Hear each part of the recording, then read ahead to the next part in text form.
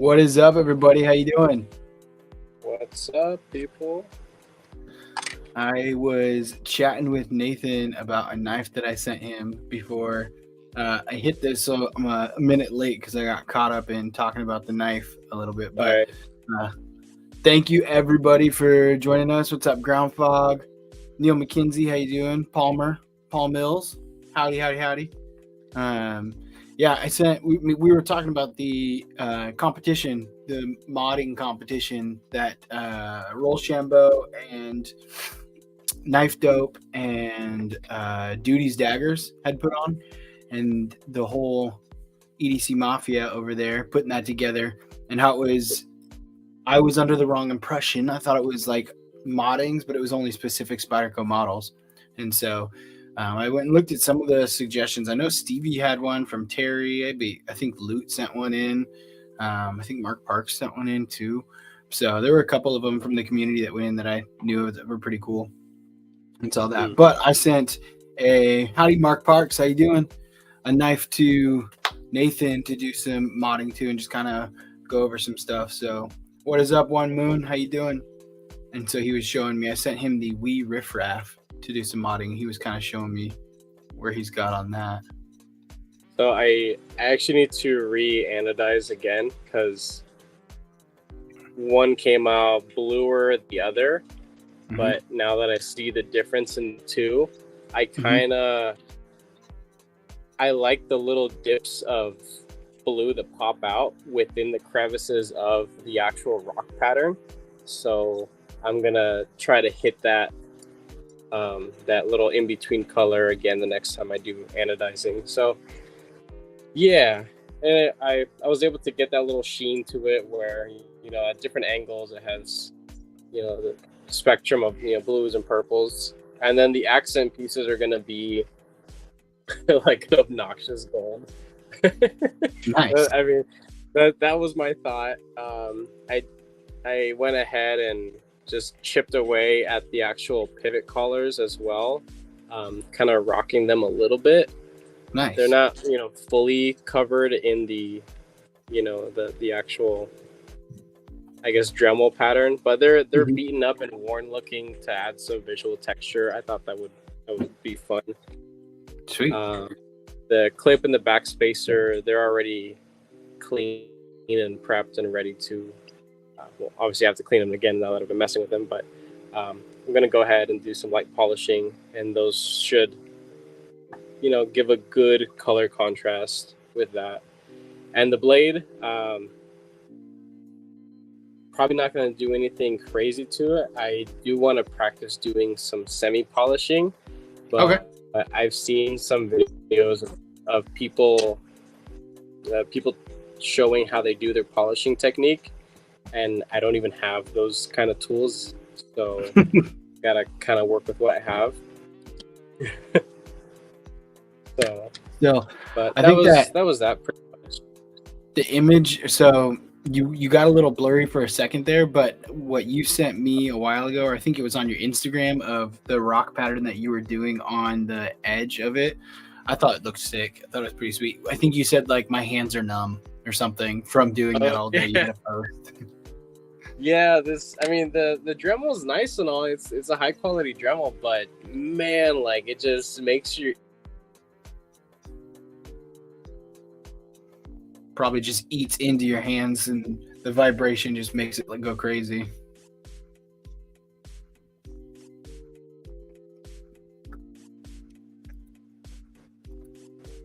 Neil McKinsey, lemon cream cookies with a mixed berry soda.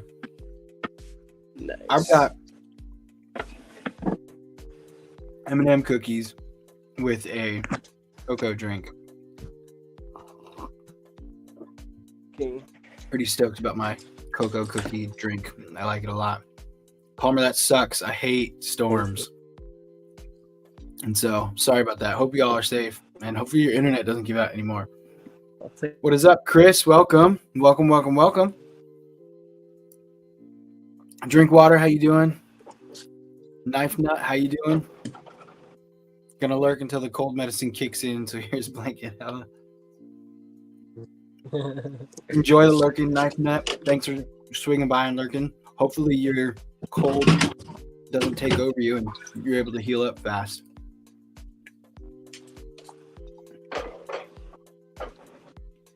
Oreos and Vital Milk. Summer cold.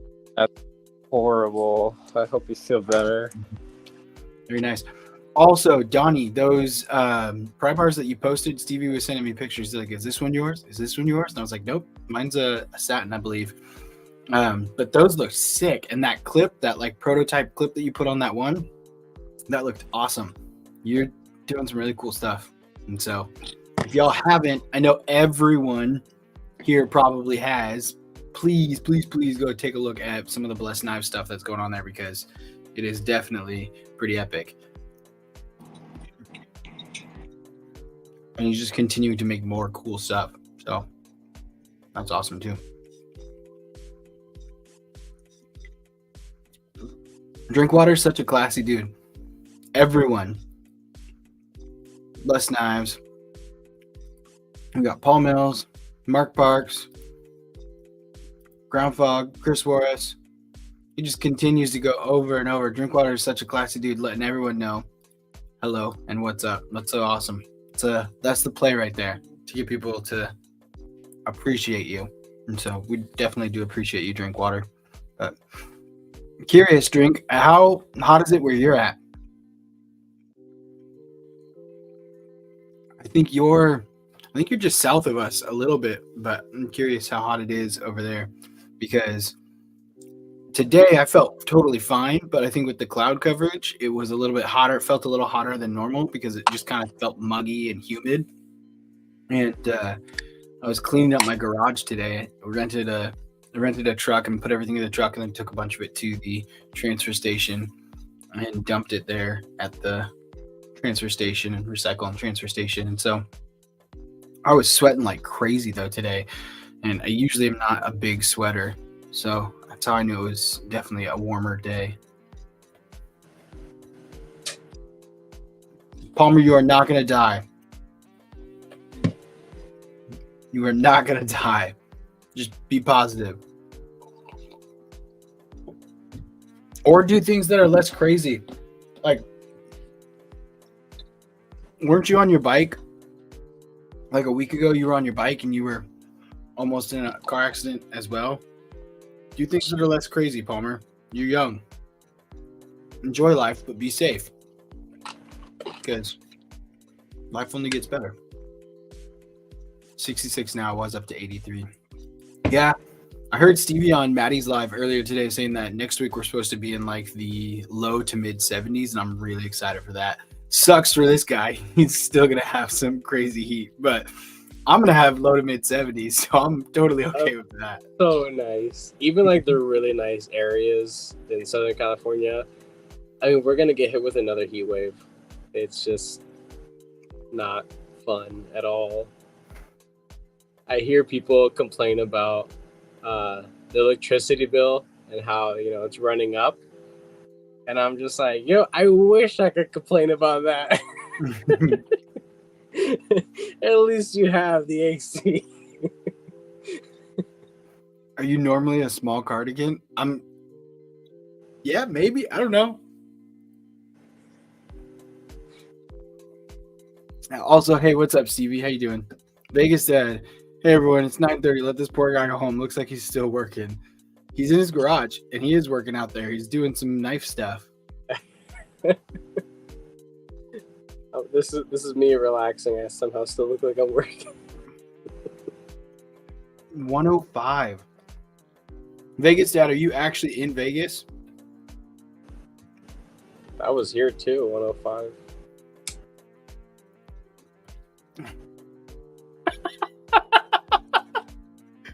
Big sweater, small cardigan. I really like that joke. Are you normally a small cardigan? Big sweater. I like that one a lot. I'm gonna log that one away. That was a really good one. Hey Kathleen, how you doing?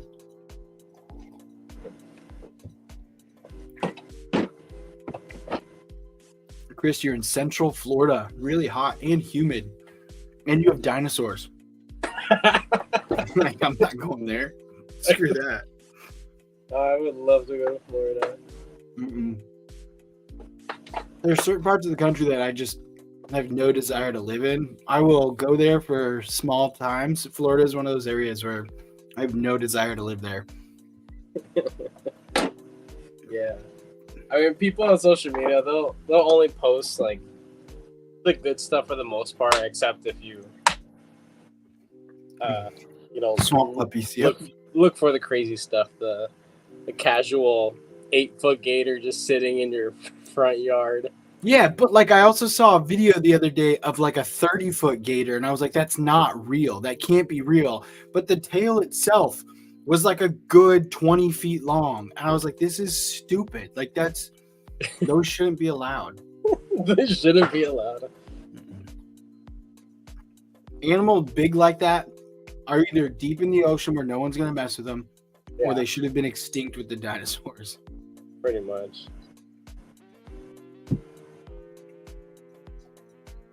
That's something that for the 9-degree warehouse, yeah, everything would feel great. Especially here. Everything would feel great. I would love to do gator jumping. Would love to do that. Palmer, are you actually in Paradise, like Paradise, Arizona? Like the Phoenix area? Or by Peoria? Or are you just saying you're in Paradise?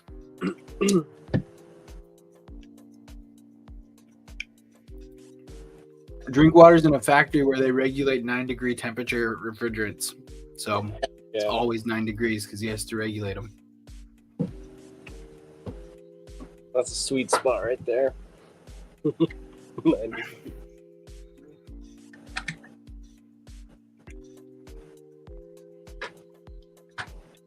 I agree with Donnie on this though too. I would rather take 9 degrees than anything over 80. I'm good with cold because I can bundle up. I'm not so good with hot because actually this will flip in 6 months. In 6 months I'll say I'm really good with hot and I hate cold because it's going to be colder.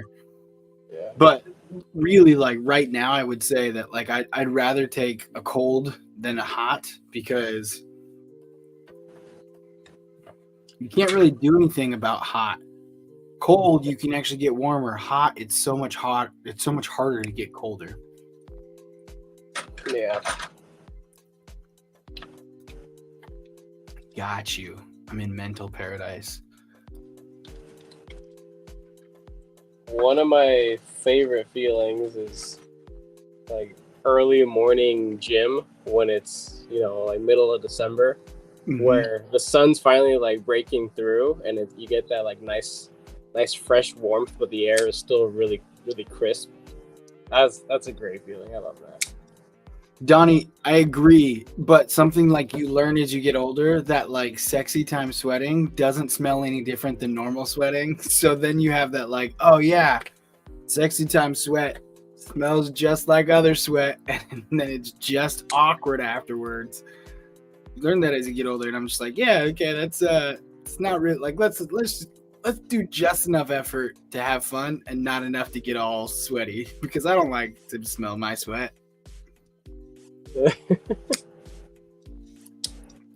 My exact philosophy, Paul. You can only take off so much clothing. When it's cold, you just continue to layer up.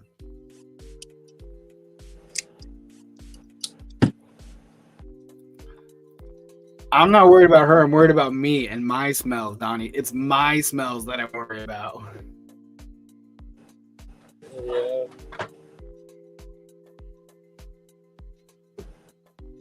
I'm a very subconscious dude when it comes to my smells. I had a conversation with one of the HR people at our work once, and they were really like leading a group of us, and they were having a conversation with us all, and they were like, "Hey, like we're going to talk about difficult conversations and how to have them. What's some of the most difficult conversations you've ever had?" And people were throwing out like really like common things and stuff like that and everything. And then the person leading the group was like, "Oh, that's crazy. Like the most difficult conversations for me are when you talk to people about their own body odor. Like, how do you tell someone they smell bad?" And this was like a couple weeks ago. What's up, Stevie? Yo. And so I was like, I would now every time I see her, when I see her, I'm always self-conscious. Like, she's obviously alert to body odors, so I need to be very careful when I go to her, because that was the hardest conversation she's ever had, telling someone they smell bad. So she's obviously thinking about it. So now I'm self-conscious every time I'm around her at work. I had to get talked to by HR for talking when I was a manager, talking to one of the guys that worked for me about how bad he stunk. Everybody was complaining about him, and he did stink. I called him into the office, and I'm like, take a shower. I'm like, do you smell that? He's like, no. I'm like, no, man, come on. You smell that, right? And he's like, yeah, dude, what is that? I was like, it's you, motherfucker. I was like, you stink. I'm like, I don't know how you're able to live with yourself. I'm like, but it's grossing everybody out. And I'm going to ask you to go home and take a shower and don't come back until you don't stink like this anymore. And he turned me into HR. And they're like, you can't talk to people like that. You can't talk to people like that. Come on. I kind of had to. Stevie's like, when he smells like that, he's not people. No. I get it. I mean, sweaty dudes are going to stink, but come on, man. You gotta not be, when other stinky dudes are complaining about it, you know it's bad. It's also something if it's like once or twice, but when someone has a like reputation for like, oh, they always smell this way, then it's like, okay, this is an issue. Yeah. I brought a second snack tonight. We did Ashley and the kids went to the street fair last Friday. Oh yeah. Which, by the way, I didn't even know what was going on. And I was like driving to work and I was like, hey, check this out. And so she took the kids down to the street fair. I ended up, they got these, I like licorice. So they got these like 2 foot long licorice and they got a sour blue raspberry for me. It's a blue raspberry with a cream. This is delicious. Nice. That was good. That sounds really good. You remember when we went and got some shawarma? Yeah. And I was telling you about my HOA and yes, whatnot.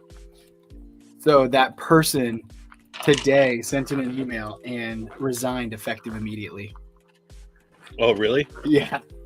The person with the appropriate name? Yes. We had there were only because there's only 120 houses in the HOA. There's only 3 of us on the board.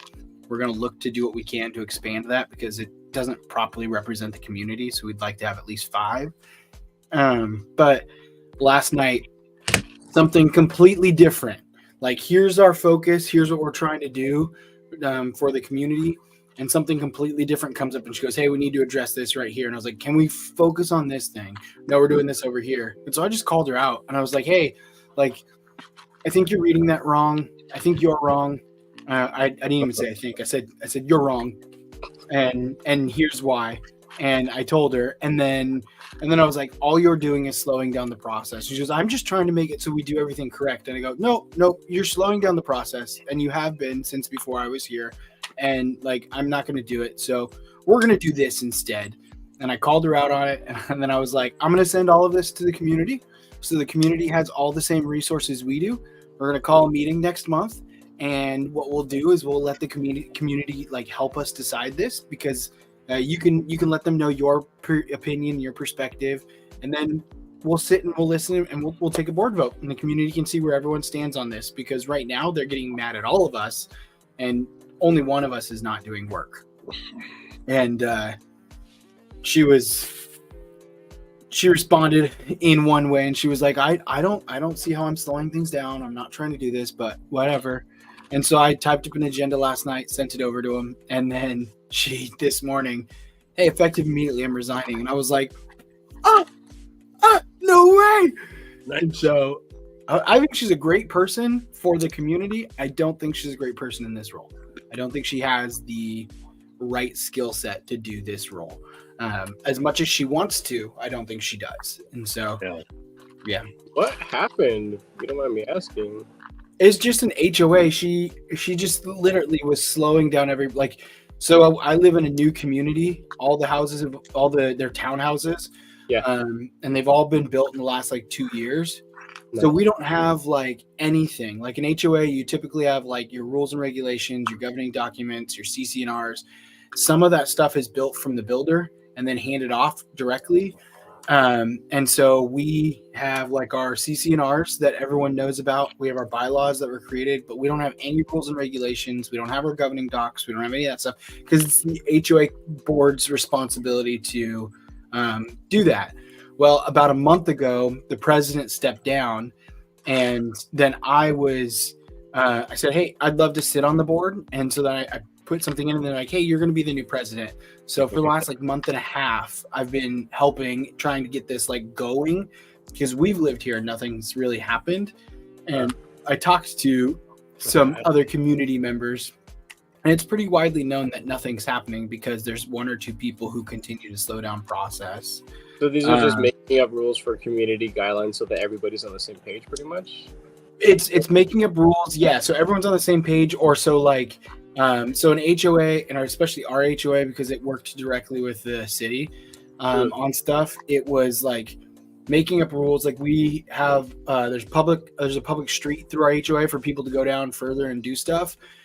So our HOA has like specific governing laws around parking and if you can like have a boat in front of your house and stuff like that and everything, or like where you're allowed to walk your dogs and all that kind of stuff and everything, just to keep the community a specific way. Also, our HOA takes care of all of our landscaping, Nice. the common areas and front yards and stuff like that.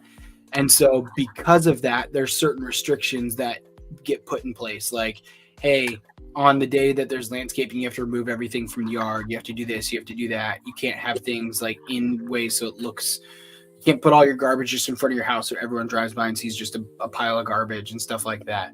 And those are the things that we want. I thought those were kind of already set up for the most Kyle, part. if you only knew how accurate that was, but most of them are, but not everything.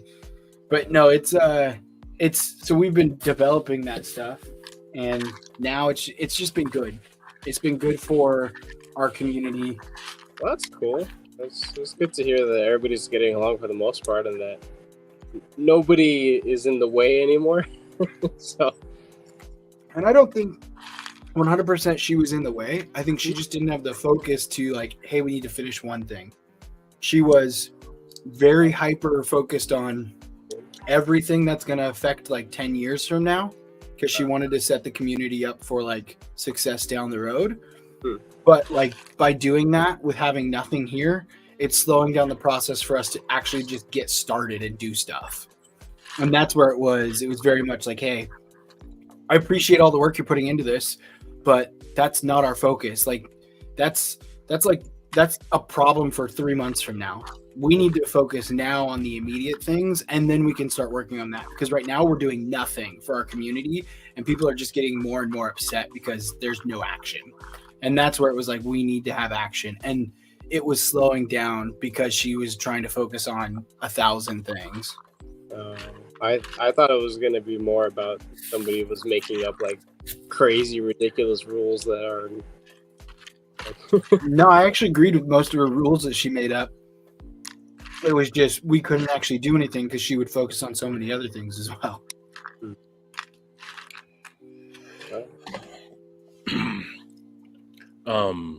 Yeah, we live in a HOA. I don't go to any of the meetings or anything anymore, but it's very, very lax here. So part of my neighborhood, the back part of the neighborhood isn't part of the HOA, and you can tell. It's not like I live in a fancy neighborhood or anything, but we got like just standard stuff like don't have 10 broken down cars in front of your house and try to keep your lawn maintained. You know, we understand that shit's gonna happen. Like they don't fine you and stuff.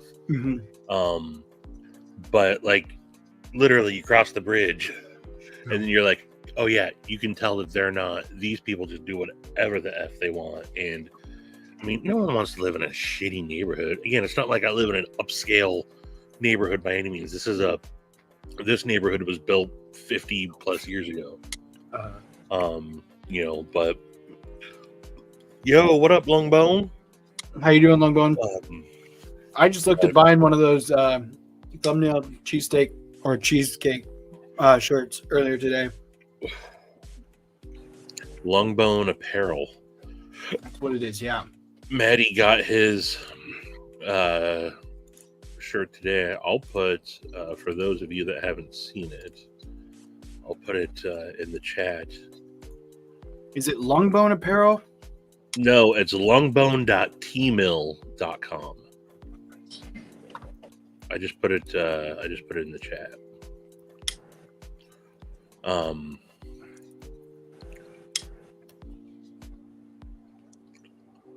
But man, did any of you watch Rochambeau's live tonight and see the results? I didn't see who won. I watched the first part of it where they were showing some of them, but I didn't see the results. Who won? The dude that won is very, I think, deservingly so. Okay. Obviously, I'm biased, and I'm not gonna make a big deal about it. They Did Terry spent, win? huh? Did Terry win? No, Oh. no, he didn't even make the top 3. What? No, they spent all of 5 seconds talking about it, and he's like, "Well, we're pressed for time. We got to move on." And then he proceeded to spend like 10 minutes talking about the knife that did win. Huh. So, I don't know.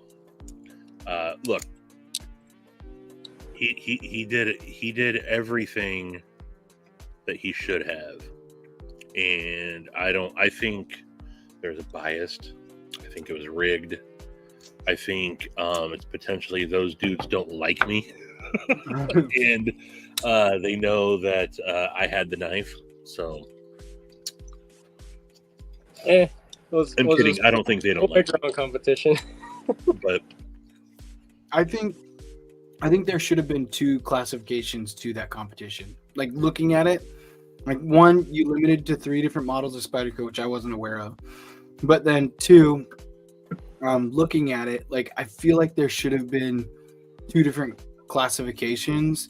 There should have been there's like builds and then there's modifications. Correct. You should add, hey, here's a build of I bought these things and put them on my knife, and here's a mod of like even the one that Duty did where he actually like chopped off part of the blade and everything, like that's a modification. You modified the knife, you used your skills and did this. That was something that's, or even if you paid someone to chop off part of the knife, that's something else. But buying some scales and buying some aftermarket bearings and clips and backspacers and putting them all on it and saying like, hey, here's a modified knife. Is the knife modified? Yes, but it's not a modded knife. It is a build knife. Mark Parks even had a submission and they just glossed right over it. But I don't know. That is one part of their don't be rules that guy. I did like. One of the rules was it had to be your knife, like it had to belong to you. I thought that was I did enjoy that part, but yeah, I thought it was a little odd. I also probably should have actually put effort into Kyle reading. I was working up to, because I probably would have caught it a lot earlier. Not that I have any Spydercos that I can do anything to anyway. I have 2 lightweight variations. You can't really do much with those. I have a Spyderco that I can't get off this stupid barrel. They make a special tool for it, apparently. I've tried 1,000 different things to get this off this stupid barrel because I have some really cool scales that I want to put on this bad boy and a clip. It's a and PM2? It's a 3. Oh, fair 3. Hello. Wait. What's the barrel one? It's the PM2. It's the 2. It's the 2. But I haven't been able to get the stupid barrel off. So I was told when I did I was going to mod my Para 3, everyone's like, oh, you got to get the barrel pulling tool. And mine just popped right off. They told me like put it in the freezer overnight and take it out. Yeah, everyone said all that. And then I literally just took my small pair of I got like mini channel locks that are kind of like Knipex, just a mini pair of offset pliers. Wiggled it back and forth, and it just broke right apart. So, but yeah, when I had my PM2 and I put custom scales and stuff on it, that lanyard tube, it was a snug fit, but just rocking the two liners back and forth, it eventually just worked itself out. So, I mean, I tried rocking the liners, and I felt like they were gonna snap. jeez. I'm not particularly a fan of. I'm not a fan of the Para 2. The Para 3, I don't mind, but I only bought mine because it was a factory second deal at Blade Show West. So I got it for like $75, and I just wanted something to mod, you know. Yeah. You know, so I bought Rip's Garage Tech scales for it, and a titanium backspacer, and a Glow Rhino glow fob or a glow plug lanyard deal for it. But Nice. I like it. I just don't talk to it very much. Yeah, Cole. Yeah. And look, that knife that dude did was pretty good, and he did do some of the mods himself. So I think I don't have a problem with the guy winning. And I don't know who the other people were that in it. I didn't really pay attention. But I think that looking at everything, Terry should have at least been in there. Yeah, Chris, the Mannix 2. I did, and that keeps being one of my most watched videos. Is my modding of my Mannix 2. That's my favorite. That's, in my opinion, the Mannix 2 is still close to being the perfect knife. I love it. I put some burlap micarta scales on it. This thing right here is my most viewed video. My first cold steel knife. Yeah. Yeah, I've never really been a fan of cold steel, and I finally got one, and a lot of what I assumed was right, unfortunately. But I do really enjoy it for what it is. But Kyle, that's a good question. Kyle's got a question for you, Steven.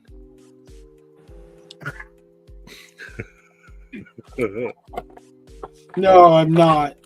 I'm not trying. I'm successfully doing it. So, no, I'm looking for. Now that I was talking about it, I'm looking for those scales that I bought for my. I got some sweet scales from DNA Lasering. I got some sweet scales from DNA Lasering that I wanted to put on it, and then I was looking for them, and I was like, I can't even find them. They're somewhere in here. If you ordered from DNA Lasering, then you know. But he's Pacific Northwest. Yeah, I ordered them when we lived in Arizona still, and then I was like, oh hey, I used to live right over there. Yeah, he's down in like Pocket Metal's neck of the woods. He's on one of the islands, isn't he? Yeah, he's down towards Shelton. Yeah. But I found out I used to. So one of my plumbing distributors also knows my channel. I know him outside of work. Mm-hmm. He's like, hey, there's a guy that used to work here that like does all sorts of like laser stuff with like pocket knife scales and whatnot, DNA lasering. I'm like, that's him? And he's like, yeah. He's like, you probably know him. He probably took orders from you back when I worked for my old company. And sure as shit, we did. When I talked to him, I'm like, hey man, I don't know if you remember me. He's like, oh yeah, no kidding. That's cool. So, yeah, he's talented with his laser, man. He's got some really good stuff. My mock scales are from DNA Lasering too. It's got like the Sagaha pattern on it. I thought it was pretty cool. Used to ain't mean shit. Yeah, I don't know. Oh, I sorry. think give it some time, let time pass, see if they turn this into something, and if they don't, if they don't turn it into anything, I think it would be cool in like 3-6 months time to be like, hey, let's have a modding competition, and I'm gonna have like people mod a knife, any knife you want, send it in, let me know like a before and after picture of what you did, and actually modify the knife. We're not looking for builds right now. Builds are awesome and they're great, but we want to see Yeah, I'd say it has to have some sort of anodization, yeah. I Cerakoting. don't maybe not the entire thing, but at least have No. a touch of personal. Yeah, like stuff on there. and like you either do like, hey, I anodized it, or I had texturing, or I did an acid etch to it, or I drilled a spidey hole into this thumb stud, or you know what I mean, whatever you want to do. If someone adds a spidey hole to thumb studs, that would be awesome. I think that one of the biggest problems Terry had, and I haven't talked to him about this yet. I brought it up. His pictures, Terry's pictures that he submitted were not the greatest pictures. Yeah. I think he needs to get like a little because I mean, look, Terry does great work. Photography is not his strong point. I think he just needs to get like a little, cheap $20 photo box. Yeah. So because it's obviously he's in darker settings, and having those little $20 photo box can make all the difference. The like white boxes with the one light. Yeah. They block out the light and just focus on there, and you can really frame your pictures up good. You can be a very novice photographer like myself and still crank out some decent photos. But yeah. Anyhow, I mean, I'm definitely biased, but I also think, and I'll do a video on it here pretty soon, and I'll definitely roast those guys for doing it, for not. But it's really good what he did. Yeah, it's really good. Well, here's the other thing too. Like, if you think about it, knowing the pictures that you've seen, they're going off just the pictures. They don't get to hold the knife. They don't get to go off it or anything. Right. They're just looking at it. And so it makes it harder to see that detail and that quality and everything if the pictures aren't up to snuff with everything else too. But you're right. I mean, there's like, clearly those aren't stock smock scales. And that's right. I don't know where you can buy rock ground smock scales. So like clearly someone put work into doing something there. Right.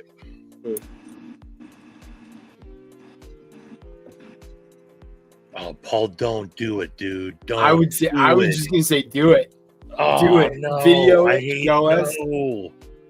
Paul, don't do it. That would be, I agree with Palmer on this one. That would be awesome. No, I've seen it done before. And I think Cap City Creations has done it. I also think AR Mods has done it. I think it's sacrilege, man. What is your knife? What is your knife? Yeah. The Benza 31 large, and that's that's what I have. Would you put a hole in that? I would. Oh, really would. I like holes. I think it looks good, but I like holes too, but they don't always look good. I would if I did one with a hole, I would love to get the other blade shape, the sheep sweat one, and keep it on the Singo or whatever it is. Yeah, so I've seen pictures of the drop point of the traditional blade one with holes, and I just think it speaks to me. It does, but I do enjoy studs still. So I did put a Lynch Northwest clip on mine. However, that's a knife that I would love to have it modded in some way, but I don't know, man. I think it's perfect as is. Yeah, I love the Sebenza, man. I didn't think I would, and I really liked it. I did with mine. I got the Lynch Northwest. Whoop, there's a light falling on me. I got the Lynch Northwest like trees. Yeah, that's the same one I got. And then I just have I got a carbidized blue Yep. sunburst on the other side. Come into better light for a second because it's kind of warm in here. But I've only had this for maybe 3 weeks or so, and I'm finally able to reverse flick it. It's pretty darn sweet, and I do want to anodize this, do some customization to it, but I now have frame lock phobia. Yeah. So, and one thing that kind of trips me out is, have you guys seen those? If you break the scales, you can just get new scales on Temu. Oh god. Well, the frame part, I don't think I can get that on Temu. Yeah, you just buy a fake knife. It's just a fake Sabenza and hope that it's of the same tolerance. Did you ever reach out to Ferrum Forge? I did multiple times on their posts. I even gave it some time after they came back from their trip from Japan, yeah. Did they completely ghost you, dude? I think so, honestly. Ah, fuck. They never got back to me on the customer service portion of their site. I've hopped on and tried to find my original thing, if that's even possible. I don't even know where to go to begin with. I've looked into just writing up another thing just to see if they see it. Maybe it just got lost amongst other Call stuff. them next. Call the shop. But I'm just gonna drive Sucks, over there. man. I'm just gonna drive over there at this point. Yeah. Just kick down their doors and be like, "Hey, bastards!" No. That really sucks, dude. I was hoping that they had gotten better. I love how the knife was coming out. That would have been definitely a keeper for me, because I loved how it looked after chopping off the little flipper. I know it's just a visual thing, but it became a much more comfortable knife for me to use, and with tuning the detent, it was able to be flickable quite easily. So What's up, Cheeto? after the bar Yo, broke the Cheeto. second time, yeah, that really sucked. Yeah. So Okay. that was just money basically just thrown away, and Wii isn't going to do anything about it either, because I voided warranty by modifying it. Right. So that was a risk that You I took, and that's what happens. So I'm not trying to make a stink of it and be like, oh, don't buy this, don't buy Right. it, Nah, I mean, too thin, it's gonna break or whatever. I don't care to do that. I'm not so far a fanboy that I can excuse that. There's no excuse for that. And I've left a always hated the fact that of all the companies that I'm into, I've probably put out more content on Ferrum Forge than anything. Mm-hmm. They've one time in a Mike Emler live stream when I said hello, Elliot was like, "Oh, hey, what's up, Stevie?" He's like, "We did a night for Stevie, he acknowledged me then. Wow. Nice. Nothing else ever once. No responses, no liking a post, no. I don't do it to get their likes, but you got guys like Donnie Bless or Dylan Mallory, or Yeah. you tag some of these guys, Spartan, Koenig. You tag some of these guys, and they at least give you a like or say, "Hey, thanks for the support." They don't do any of that, and it's And I know they're constantly on social media because they look to see what people, because they post plenty of stuff themselves. They gotta run into stuff of people sharing their designs. It's kind of like a little ego. so. I mean, they're really successful with their designs, and I love their language, especially their makers' choice. Yeah, their makers' choices are. I mean, look, HR Geiger. I Inspired. got That's so cool. No one's doing that kind of stuff. no, So, and I got a couple of those, and I spent a lot of money on those. Yeah. I mean, remember my most a couple of those years ago, and I'm just drooling. I'm like, oh crap, there's no way to be able to get one of those. my most expensive knife I own is a Ferrum Forge full Ferrum Forge custom. You know, but yeah, they you know, it's made me reconsider. Look, I still think that Elliot Williamson is one of the best designers out there, and he's a legit knife maker. Mm-hmm. But Elliot, if you happen to ever see this, He watches my or live. someone shares this with you, no, I don't know you personally, but you come off like a monster dude. And the older stuff, no, but some of the recent, I don't know. And again, I own 50 of your knives, so Yeah, I'm talking to you, Elliot. I'm talking to you.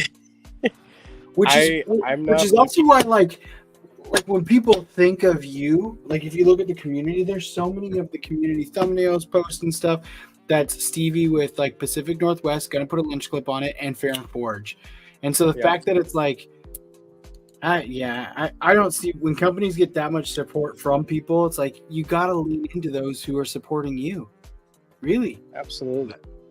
Yeah. So I mean, I like Fair and Forge. I like their design language. I have not owned a lot of their knives, but that's because I just haven't put the money towards it.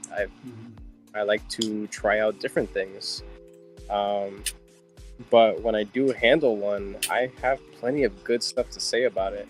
Now, I'm not looking to get a free anything out of it. If they were to somehow contact me and get in contact with me and ask me, okay, dude, what the hell do you want? I would tell them, honestly, I just want tips on how to correct this. Because maybe at one point in the future, I may buy a third Stinger and see if maybe I can do something with it. But I know that how WE does their process of hardening their lock bars and things like that, they have some sort of process that I essentially need to undo to soften the titanium to work with it. But then how am I going to reharden it to make sure it doesn't flex out easily in a short period of time when I go to disengage it on a regular basis? Slow. Without whatever kind of work I do to it. Slow, gentle rubs in the area you're trying to harden. I hate you. So I just want some advice. They're great modifiers. That's what they do. Like that's the main part of what I see their content of. They take their designs that honestly a lot of people will say are boring, are very simple, and they make art out of them. Very much. Absolutely. And so all I want is just a little advice. That's all I want. I'm not asking for anything free. I'm not asking for my money back. It's spent. It's gone. You know, it's a loss. It's an experience. Really? Sanford? Kyle, really? I was gonna say, too. He's one of the dudes that I've talked to the most. Yeah. That's, and he's like a super chill dude. Maybe, I don't know. I can't make excuses for these guys, but maybe it's your surprisingly professionalism that turned him off. But that sucks. Didn't Kyle just get a sponsorship with some sort of... Kyle is a brand ambassador for TS Prof. That's what it is. A brand ambassador for TS Prof. Mm-hmm. That's cool. Mm-hmm. I've only ever used the Wicked Edge. I've looked into getting a TS Prof before. I'm scared to pull the trigger because I like the Wicked Edge so much. Steve Clare, true words have never been spoken. Don't expect anything from anyone. You'll never be disappointed. This is very, very, very accurate. But good evening, Mr. Clare. There was also there's a baseball player who talks about, like, there was an interview with him and he was like, it's a picture. They're like, hey, how do you keep calm in these like super tense moments? He's like, I don't let things outside of my control bother me. And they're like, what do you mean? He goes, well, if I can't control it, then I don't let it bother me. And they go, what if you can't control it? He goes, then I can control myself so it doesn't bother me. And like, that's how he keeps himself even keel. I was like, it's so simple. So simple. You just don't let it bother you. And then if it is in your control, you just don't let it bother you. No, I completely got sidetracked with the whole Fair and Forge thing, but I was going to ask, going back to the Sebenza thing, Have you guys seen those inlaid variations where they do like the semi Blue- sandblasting and it almost looks like they completely just miss the lock bar? That No. no. Well, the lock bar will be a completely different Color. texture. It will be completely different texture on some inlay variations that are like semi sand polished. I don't know if that got me thinking. All right, What Palmer. if I have what if seen I them. try resetting the frame on this, and it turns out to be a sensitively hardened frame, and then I end up breaking my freaking $630 knife? You know. That's always the risk, right? Yeah. You know, before you do anything, and- you know, I don't know how well some of the other modders respond to stuff, but like I'm gonna be you back. get AR Customs, Cap City Creations, you know, those guys do stuff. You know, it might be worth shooting them a message Yeah. saying, "Hey, man, any advice on in case there is something?" But yeah, you know, because I've seen people anodize. I've seen people do all sorts of stuff with, you know, plain Jane, you know, Sebenzas like this. It's a canvas. That's what it is. If you know, you don't get like the inlaid variations, but I've seen people do a lot of cool stuff with them, and it just got me thinking. But after everything that's happened with that little stinger, I kind of have a little fear against it now. So I'm a little hesitant what's up, Winchester? to modify it. It might be it's probably gonna have to be a project for later. Yeah, I'd say tackle leather knives for right now, man. Get your confidence back. Yeah, Get your confidence back. Don't jump right into your Sebenza, man. Right. Oh, jeez, what's going on? I was trying to close my garage door, and there was something blocking one of the sensors, so it opened up all the way. Yeah, that's awesome, Donnie. I love to hear that you've had really good. So Donnie's saying, always reach out to makers you think are way better than yourself. I wouldn't know shit if I hadn't done so. Yeah, Donnie's talked about that a bunch of times, man. I think that's awesome that there's, you know, because it's easy to have a lot of gatekeeping, you know, in different industries, and I'm sure that actually happens here. But to know that there are a lot of makers that are still willing to. I think Donnie's even gotten to the point where Donnie, like, people have been hitting up Donnie for, like, didn't someone ask you about how you do your black and tie and whatnot, Donnie, or something? But Yeah, I gotta ask questions, because this figuring it out while working on expensive knives is getting a little risky. So Maddie, it was a dud, huge dud. Terry didn't even make the top 3. They spent What's up, Maddie? they spent less than 2 minutes talking about his knife. But anyway, Maddie, you did not eat just mac and cheese. You ate mac and cheese and hot dogs. hell yeah. We had Brinner today. We had eggs and hot dogs. Michael Pancakes, hash browns. ate a pot pie. No, let me rephrase that. Michael ate an entire family size pot pie. That's what Maddie did. Maddie ate an entire 2 packages of Kraft macaroni and cheese and then passed out. Knife Why nut, are you the way that you are? that's gonna be awesome. I've been following AR Customs since, like, really when he very first started out. And he was just a dude that was in like some of the different buy sell trade groups that I was in on Facebook. Then he stepped out and started doing his own, and now I think like he's made his first folder, if I'm not mistaken. AR Customs. He's rad. What is it? Earlier. Hey, check him out on Instagram for sure. He does some really sick stuff. I'd like to be positive and believe that the gatekeeping stuff doesn't happen, at least at that level. That's You know, awesome. I'm not really looking to see like, teach me your ways of the H.R. Giger inspired carving, so I can right. rip you guys off. You know.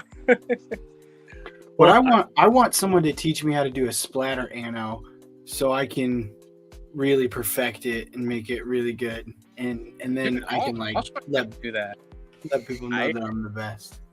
I did a practice I did a practice splatter anno a little bit ago, but I didn't enjoy how it came out.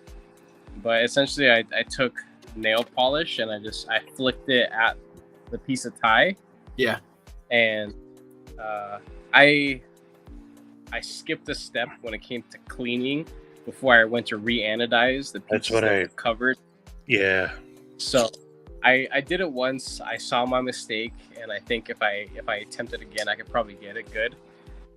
But yeah, that's all it was. I just flicked some nail polish with a little crusty little nail polish brush at my tie, and I got these little speckles.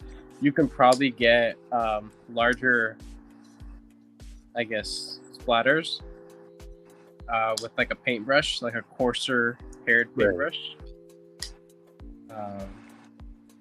Yeah, I think I want to make a video on that. No, I mean, look, reaching out for people's opinion or like asking how like certain techniques are one thing, and then using that info to rip off what they are doing, I think are two totally different things. Yeah. And yeah, we that happened, unfortunately, to someone, and like he thought he was just sharing, like, hey dude, this is how I do it, and the dude just completely ripped him off and started doing it as his own. Yeah. You know, and the dude's like, he doesn't want to make a big deal about it at all, so he shall remain nameless. Yeah, I reached out to, speaking of modding though, I did reach out to, I just looked to see if he responded back yet, but he hasn't. But I did reach out to Terry, and he said yes, he'd mod something. He's got some time, and I was like, sweet. And he's like, what knife do you want to send over? And I was like, my truffles. And he was like, the Aurora knife and tool? And I was like, yes sir, Bob. And so he hasn't said anything yet, but I'm hoping he's not. I don't think Terry will be like, oh, I've never messed with that locking mechanism, I don't know if I can do it. He might, but I think more than anything, he wanted to know kind of what the knife was, so he knows kind of like the parameters and whatnot. Because I want to be like, hey, like, it's a locking mechanism that nobody's really messed with before. So I've taken most of those components are steel. Yeah, and everything should come apart. I watched a disassembly, and I don't think anything was like pressure fit or glued in. What I do know about Terry is that Terry won't say yes to anything he's not comfortable doing too. Well, that's good, and that's a that's a good sign as well. There was a guy that reached out to me about doing a slightly more angular hole on the Gavco Nurse. You guys remember the one that I did? Yeah. I ended up putting up for sale on Blade Binge to see if if anybody was interested. I would like to hold on to the knife, but that's kind of money sitting there of something new that I would like to get potentially. So I finally sold my bug out, the full tie one. So somebody got a pretty cool knife for pretty cheap, honestly. But there was a guy who reached out to me, and he I forget his name. I think it's like Sharks and Blades or something like that on Instagram. He has a really cool collection, and this guy has a lot of expensive knives, which led me to believe, okay, this guy is probably used to spending a good bit on modification. I don't want to waste this guy's time and turn out a really shitty looking hole. Mm-hmm. And so I told him, I said, look, this was the first time I've ever done this, and it came out okay. I was able to cover up a lot of the visual texture by doing my typical acid stone wash. So it looks good in pictures. Functionally speaking, it's awesome. It does what it's supposed to do. But he wanted a very precise shaped hole, and I told him, I said, I just don't have the tools or the skill to do that. Yeah. So I want to be honest with you. I'm not trying to make a quick buck off of you or anything. I'm just being honest with you. I won't be able to do that. And I could understand the frustration, because I guess he had already reached out to a couple other people who have shown off stud delete mods before, and everybody kind of says the same thing, that it's really difficult to work on well hardened blades, especially when you're trying to make a precise shaped hole. Like it was like a triangle looking hole. It wasn't just a regular hole or oblong avocado or any kind of shaped hole, like a pill shaped hole. It was very specific, and I told him, I was like, I won't be able to follow those lines. It's just not possible for me. Yeah. The Dremel has it has a little bit of wiggle, even if it's well cranked down and everything. So I don't want to, take your knife and basically ruin it, because that's probably what would end up happening. So, or have it catch like a groove and then go off. And yeah. So that actually happened a little bit with the riffraff. Yeah, with the riffraff. There's a small portion that I slipped just a little bit. I was just like, fuck. But, I was just like, well, he did say do whatever to it. So. Yeah, I don't care. So, did you end up selling that Gavco? It's still there. It's still posted. I think I have it for a little bit. I think a brand new one is like $250, $260. I think I have mine at like $220, around there. But a lot of work went into it. But it's a hard sell, because not everybody's gonna like what I did. Yeah. But I do frequently, at least probably like every other day, I get a new message on Blade Bench saying, dude, that knife looks awesome. Can we trade? I have 2 knives to trade. I have 3 budget knives to trade. I have something that costs a little bit more. I just don't have the money for it. And my response is typically, I'm really looking for money right now. That's why I'm selling. That's the hard thing, because I've put up a couple of things on Blade Bench, and someone will send like a trade over that's like, I would love that trade if I was looking for a trade, but I'm not looking for a trade. There have been a couple cool things that people have wanted to trade, that models that I've wanted to check out before in the past, and some people offering me really good deals on trades, like knives that are worth $150 to $200 more than what I was selling. Only because they don't have the money that I was asking. And I would rather just have the money, so that I can, if I need to put it towards, financial responsibilities, because I have to maintain my home and myself. And, the hobby's a different thing. Hero Sticks, he kind of went missing for a second. He's probably just really busy, but he never ended up sending me those knives to sharpen. If he's here today, hi. I don't know if he is. He's probably just a busy guy. I ended up sending him an email saying, hey, I know you wanted to send me 5 knives.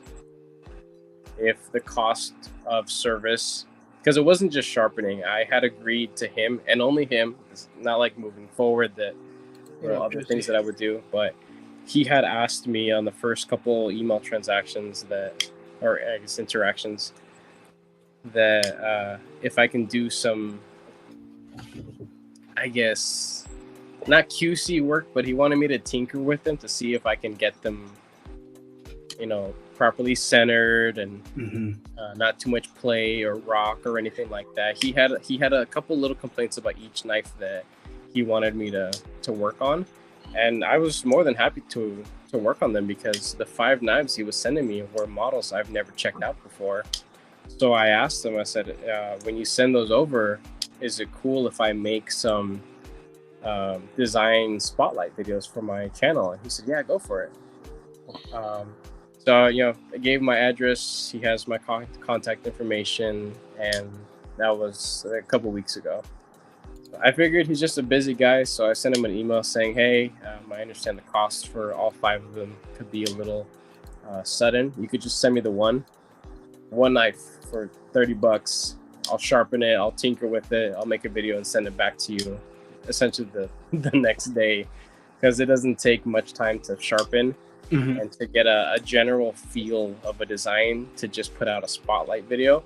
Yeah. A design spotlight video. But I would want to hold on to something a little bit longer to get a good feel of it, to give a full review. So there are some knives that I've purchased in the past where, because I spent so much on it, I would think, oh my gosh, it's got to be great, it's got to be amazing. But there are some expensive knives that I've purchased that I didn't have a lot of good to say about them. And I learned that after carry time and use time. So like with the Sebenza, there are plenty great things about it, but there are plenty negative things about it as well that I think that could be fixed easily. But it's the typical stuff that people would complain about the Sebenza. The studs are uncomfortable, right? But you know, with a little bit of effort, you can swap those out. Sorry, sir, your dope trade won't pay my bills. What's up, Ouchie ED? Welcome in. Pretty much. How you doing, Brutal? What up, Crispy? I always like go back and forth. Like if I call him Crispy, I'm gonna get confused. But if I call him Brutal, I'm gonna forget he's crispy. I'll never forget you, Crispy. Jesse, how you From doing? Washington with love. I've been carrying this Oh. recently, and by recently I mean like today. Is that the Voodoo? Yeah, I forgot how much I really enjoyed this knife. Like this is actually a really nice knife. Hey, is the harpoon swedge on that? Is that hollowed as well, or is it flat? I'm just curious. What do you? Top swedge. It's hollowed. That's so cool. Yeah, It's a fabulous design. it's a really cool design. It works really well. It feels great in hand. It's like, yeah, it's a really, really nice design. And the action on this thing is ridiculous too. Oh, you there, uh, Silver. Hey, there was something that. Good night, Neil McKenzie. 99. Neil. Good night. I saw a new It's Kubi not model. massive.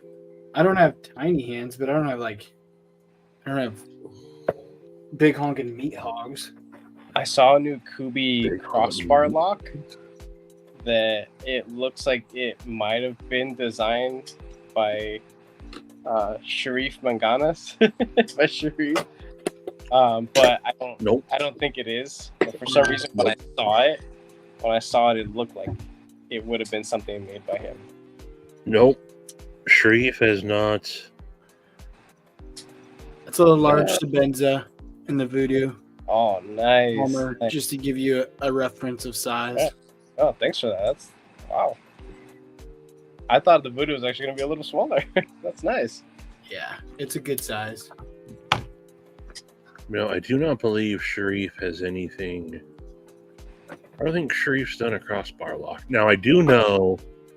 I think he has designs out there, but I don't think he has a crossbar. Yeah.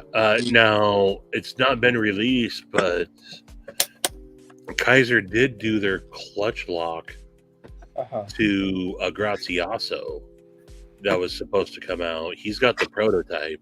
Uh-huh. That's got like Timascus studs and a Timascus clip and like Westinghouse micarta on it. They gave it to him at Blade Whoa. Show last year. The premium prototype. They did, yeah, but they haven't released it yet. Mhm. Jeez. Do you think they would release it with those materials? Yeah. I mean, I don't think that it's going to be a huge seller because it's got to be a huge price point. Mhm. Yeah.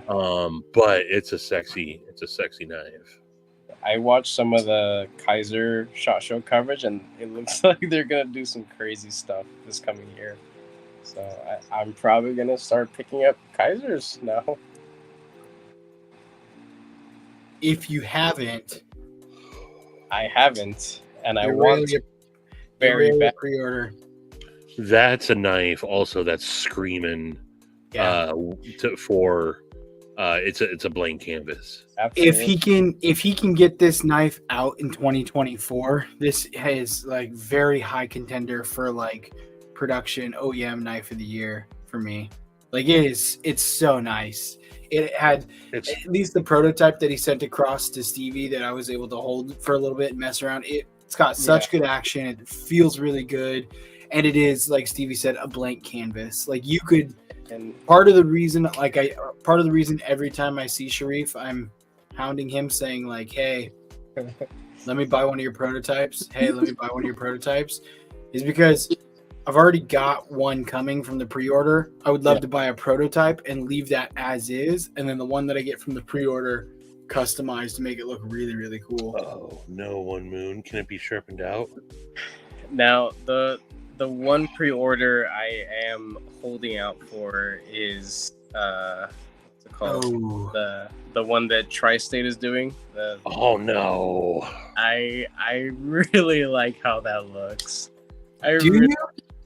Now, I get it. It's Tri-State. I know he's a particular individual, and I may not have the best things to say about it, but damn, I think that's a really good looking knife. I think it's cool, but like, I don't know. there's nothing about it to me right now, at least, that I'm like, oh, I have to have that. Oh, I have to have it. I think it will sell out because it's Tri-State.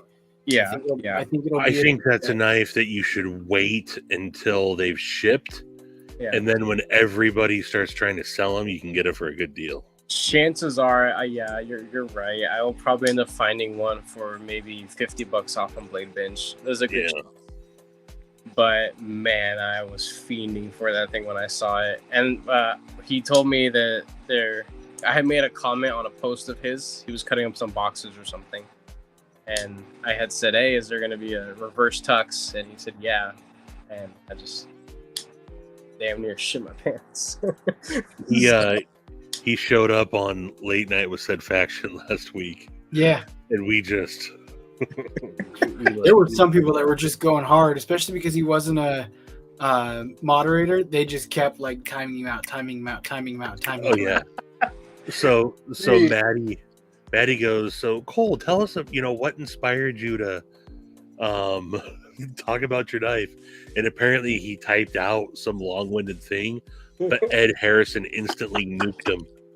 And so we didn't even get to see what it said. He's not a bad guy. He's not. No, he's really not. And I'm giving the guy crap most of the time. But yeah. And this despite the interaction that I had with him about the whole shipping thing and wanting to send him stuff, that's in the past. That's not a big deal. That hasn't changed my view of him. I still like watching his content. I like his reviews. I like his his silliness in his videos, because I watch a lot of different people's content. There are some people that are very monotone and boring, smaller channels, that people that just kind of stumble over their words. I still watch them. People who are here. You can get Tri-State's knife right now. Oh my god! You can get Tri-State's knife right now. Not even close. It's only $450. It's one of 45. There it is, right there, down at the bottom. I saw that earlier. Beautiful looking knife. I was actually gonna pick up a micro milled version of that, but that I think the pre-order for that came around a couple I've weeks heard really good things about that. before the wedding, and I never did it. Yeah, I've heard really good things about the caliber. Yeah, and One Moon vouches for it. And then what's that knife that you had, Steven? Which one? Oh, You had one that, I mean, it's not necessarily the same thing at all, but the Arcus. it's a The Wii one, the one built by Wii. it's got all the same stuff. Yeah, so it's got the It's button on this side, but it's also Or got it a can be- winder lock Yeah. flipper. It almost looks like it was like, I know that that's basically a finished product, but it looks like a very early prototype. It looks kind of unfinished. I mean, I will say, holding it in hand, I absolutely really love this But I'm knife, sure it's great in hand. and I can see where you have that like unfinished look to it. But I think one that adds to the character of this knife, like I feel like this thing, I could beat the hell out of this thing, and it would be great. Yeah, that's good. Now that one is the I need to send It's that a- one out. I've had it's that the- one for like the 2 weeks. button liner. Dude, just send it this way. I would love to check that out. Oh, It's speaking part of of the background. speaking of sending stuff, I need to send your your Kunwas back to you finally. You can just Um, wait and send it all at once. That way you don't have to pay for twice its shipping. That's true. That's true. My upcoming weekend, Mondays and Tuesdays, I'm gonna be finishing up that riffraff, and that's when I'll send out all everything else. So I sharpened 3 of your Kunwus, and dude, they came out awesome. I definitely Thanks for got doing good- that too, by the way. Most of those knives still had the original edge on them because, They were basically gone. yeah. Nothing left to them. Mhm. But they sharpened up really well. Yeah, I mean, even from the early stages of Kunwu's production, they've just been doing just good work with heat treatment. So now by doing that, I got a better grasp, and I'm able to talk a little bit more confidently about their heat treatment when it comes to future videos, Mhm. and having more confidence in recommending them, making my own purchases with Kunwu as well. Because while I don't have the largest range of steel variety, whatever they put out is at least going to be above the industry standard. Yeah. So that's what it feels like. The steels are hard as hell. They feel great when I'm sharpening them. They take a while, but that just means that they're well hardened. So same thing with this thing. It took me forever to sharpen this, and this is Magna Cut. I've sharpened, I think, 3 or 4 other knives in Magna Cut. This was the hardest one I've sharpened so far. The And Sebenza. I was really surprised. I mean, the edge from the factory, that they have their, they do their specific convexing edge. Whether you're a fan of that or not, I'm not in particular, but it took an incredible edge, and it's very responsive to stropping. Mhm. Just a couple little passes on the strop, and it's back to shaving hair. So it's awesome. I freaking love this thing. Actually using it, and I was going back and forth between getting the Sheepsville variation or this one, but I love the shape of this. It looks so good. Yeah. It looks like it has that iconic look. Every collector, new or old, is going to know it, see it, know what it is exactly. They're going to trust it, everything, which is why it's nice. But it's also why it's one of the most cloned out knives out there. Yeah, definitely. And a whole lot of designs even now that are being put out, Mhm. I find myself looking at them and seeing this when I look at them. Even the one that what's it called? That the Cheetah by Vanguard Knives. Mm. I made some content on it. I had a poor experience with it because it was made by Tuya Knives, and I just got a dud, honestly. But I think that was a respectful design, that was taken after the Sebenza. Also, the one that that Sharif did, I see a lot of that general profile, and I think it's beautiful. I love the look of it. I think I don't think Sharif's copying, but I think Sharif will tell you this if he looks at it too. Is like I think so many people who want to create like an American tactical knife are going to look at that as like a standard, or like this is going to be an American knife. It's going to be a frame lock. It's going to have a lock pin. It's going to have everything that kind of, like those. That's just going to be kind of the standard shape that you're going to look for. There's going to be some variations here or there and how the scales are cut and kind of the angles and stuff like that. But that's what it's going to look like generically, because that's they set the standard for what an American tactical frame lock knife is going to be, or like an American all-around user knife is going to be. Really not so much tactical, but like just a traditional build, standard cutting tool, as precise as it can get. There was one that I even look at stuff like this. Like this is the CDC Chicago. You look at this, and you're like, oh, hey, cool. It obviously this side has the black stuff to it, but like if you were to just look at this, it has very same generic kind of lines as a Sebenza, because it's what it's designed after. Like that's what it's gonna be. And so the Bad Habits Mofo, is the model name Mofo? Is it? Bad Habits MFG Manufacturing. I think that one it's quite similar as well. There's plenty of models that. I don't know what Kyle's talking about, but I'm kind of interested. Small hands move faster.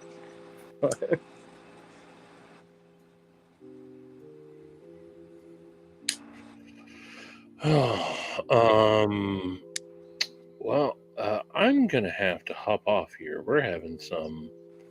Oh boy, I think the kiddo's having a little bit of a meltdown. No worries. Thanks for swinging up.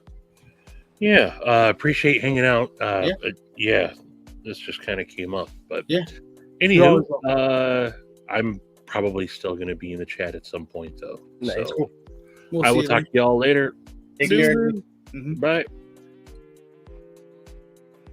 Yeah, I mean, I think you're always going to have those. When you have iconic knives in the community, you're always going to have those, like, people are going to scream copycat, but really it's just like, hey, this knife has set the standard and they know people like it. And designers are going to want to design knives that people like so they can sell them. Like, not every designer. I see it as respect. If it's not a straight clone, I see it as a sign of respect. It's a sign of respect. It's also a sign of, like, good business. Like, these knives sell. Let's design something similar, and then it's going to sell as well. Like, you look at any market, look at the stupid Stanley Cup, the big cups that came out a couple years ago. Now everyone, Yeti, Hydro Flask, everyone has these massive... Dude. Let me try to reach for this thing. Exactly. Yep. That's a Hydro Flask, but it's the Stanley Cup. That's what happens. Everyone starts designing that big cup because it sells. So now what do? They go, hey, this is selling. Let's make our version of it. It's just good business. You find something that works, and then they say, hey, we're going to make modifications. We're going to alter it. We're going to put our flair. We're going to put our style on it, and then we're going to throw it on the market because it will sell. And it sucks to be the first person when you see everyone copying you, but you can look at it and say, hey, that's a really good representation of how amazing we were because everyone's copying us. Same with like the Bug Out. The Bug Out's great, but there are thousands of knives out there that are the Bug Out now. Like CJRB just came out with the Hectare, which is essentially a budget version of the Bug Out. Like a carbon copy budget version of the Bug Out. It's ridiculous, but they know it's going to sell, so people are going to buy it. It's super affordable too, and they have their primo versions of it already. Yeah. Are you able to pull up Kubi's website? I want to share something real quick. So, Bridgeport Knives, BGPT. He had a model called the Bluff that wasn't too well received because I think the blade hole was kind of hidden away a little bit, just kind of like the Hectare by CGRB. Yeah. But he has a new model that a couple people, Stasa 23 included, have been showing off, and there's a premium version of the Bluff from Kubi. Dude, it looks freaking awesome. But honestly, it's a rival to a premium bug out, almost a rival to like the Drop Bear by Kaiser. Yeah. It's damn near the same lines. But one thing I really like about it is that it is expensive. It's like $300 something. So There's this, a premium. So yeah, that's the budget one. But if you go on Knife Global or Global Knife, I forget which one, but it's a distributor that mainly sells Kubis. Mhm. If you go there, they'll show a lot of models that aren't even available off the Kubi's website. That's where I actually bought my my Titus or Titius. That's where I bought that because they had a good sale on it, and I thought it was a kind of a sketchy site, but I mean it shipped at a decent time and it got to me at a decent time. So, but they've actually got this Knife Global. They've actually got some like. So the Kubi's website had them for like $70-$80. Knife Global's got some like exclusive like ones over here for $50. yeah, so there's a premium Bluff, and the one that's there, it has like fish scale titanium scales, but the ones that a couple other content creators have been showing are a very simple diagonal micro milled pattern of the Bluff with studs. Dude, it looks so good, but it's like $300 something. I think it looks damn near like a Kaiser Drop Bear. Yeah, that thing. Yeah. So it's expensive, yes, but it's hollow ground. The sharpening choil looks really well done. And it's the same size as like a standard bug out or a Drop Bear or other stuff in that sort of territory. And that's something that's also on my list as well. So I was looking at that today and I was like, damn, that looks really good. But it is a good chunk of money. It's an S35VN. I have no doubt in Kubi's heat treatment. The stuff that I've had from them feels good for what it is. I had, I think, 2 pieces of their S35VN. I had a couple pieces of D2 and 14C 28N, and everything feels good. Feels like how it should be. So maybe it is a lot for what it is, but on paper it looks like there's a lot there. It also being hollow ground as well, and with a sharpening choil that makes sense. That's something that I particularly look at when wanting to spend that kind of money on a knife. Because to me, that's not willy-nilly money. Definitely not. That's something that I really got to think about. Like, if Kaiser, let's say if Kaiser tomorrow were to put out an actual premium Drop Bear, with micro milled, contoured scales and a hollow grind, chances are Kaiser might be able to bring it a little bit less than that possibly, but that may just be because of the size of the company. Yeah. Hey, Chris, go ahead and make another comment real quick. See if I can catch you before someone times you out to give you a wrench. I watch StreamYard, so I don't see the chat 100%, and StreamYard doesn't tell me when people time you out. But the chat, if I look at the chat, Chris has been timed out quite a bit here. Here we go. Boom. All right, Chris, you should have standard moderator. So you should have a wrench now. So you should be good to go. Sorry about that. There you go. Boom. See, look, now you got a wrench. Nope. Yes, you do. You have a wrench. I see it. It's right there. It shows me. I also find it funny that the person who said Chris needs a wrench was the last person who timed you out. Paul Mills is like, hey, Chris needs a wrench. But Paul Mills was the last person to time you out.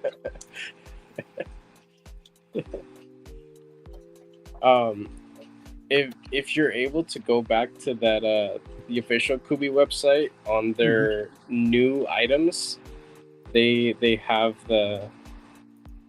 this one knife that I was referring to that I thought was associated with Sharif, just because of the blade shape mainly.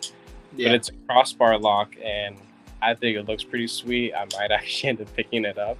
Is it the Breeze? I don't remember the name of it. No, it's probably this one, the Hound. Hold on. It was like a lengthy drop point looking crossbar thing. I was looking at the teal and black one, of course. But yeah, I think it's pretty good looking. Is it this one? Yeah, that thing. Yeah. This was the first one that popped up, the Breeze, their crossbar. But then I saw this and I was like, oh, I think I know what you're talking about. It's Yeah, that's it right there. here. Yeah. So, but I'm not sure if that has adjustable crossbar lock holes. The premium Bluff does have adjustable holes. I saw that Stasa showed that off in one of his little shorts. He showed that there's actually 3 holes. Kind of This is the designer right here. I didn't even bother reading it. That is not Sharif's name. No, okay. But I mean, this thing is for $70. That's pretty cool. 14C28. Yeah, I don't necessarily love all the holes though. Yeah. it is a little. I could leave it for that, you know. Every time I see knives like that, it reminds me of like Gerber Paraframe, and I'm just like that. I'm not really a fan of the Paraframe, and so I never was. But having all those like speed holes through the knife, I don't. All that weight for your tactical pleasure. Exactly. Yeah. There have been some people that there's this one dude. He makes a bunch of custom scales now. Just all of a sudden, it's a knife addicted Dylan or tool addicted Dylan. He's been making a butt ton of scales. He did something for a Hinder. He's done something for some Chavez models. He does lots of. He did not the Wii, but the Civivi Vision FG. He did some of those. He does lots of Kunus. And those look good too. He does lots of Kunu stuff. I think his name's Dylan Page. But it is Dylan's EDC or EDC Dylan or something like that. He does he's incredibly knowledgeable. And he's got a smaller channel as well. I think he's got like maybe 2,500 subscribers or something like that. Yeah. But he's on like the Kunwu page too. That's where I first saw him. And nice. He does like sharpening tests to see like how sharp things are. He's really smart when it comes to metals. He also only tests knives that he buys because he truly believes I can't give it an honest review unless I've bought it and like I'm using it, which I can respect. But I also think that like I can give you my opinions on a knife. I can give you my honest opinions on a knife without ever like buying it, like if it's part of a pass around, but he will only review and do videos on knives that he buys. So I think that's kind of cool too. But yeah, he has some really cool skills. I think channels like that, and I'm not just saying that because my channel is similar and I'm not trying to promote myself, but I hear it far too often that in my comment section people will leave comments along the lines of, hey, I like your content because you're reviewing something that you bought. You're honest because you spent your hard-earned money on it.